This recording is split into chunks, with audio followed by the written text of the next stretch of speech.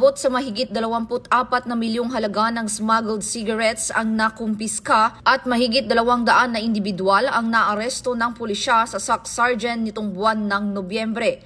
Ito ay ayon sa ulat ni Police Regional Director, Police Brigadier General Arnold Argente.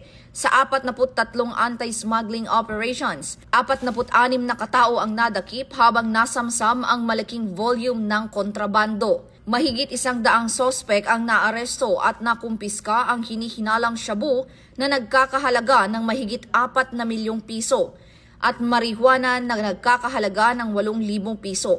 Ayon kay Police Brigadier General Argente, bawat gramo ng drogang nakukuha ay katumbas ng isang buhay na naililigtas at komunidad na napoprotektahan. Ang mga nakumpiskang sigarilyo ay tinurn over na sa Bureau of Customs para sa tamang disposisyon.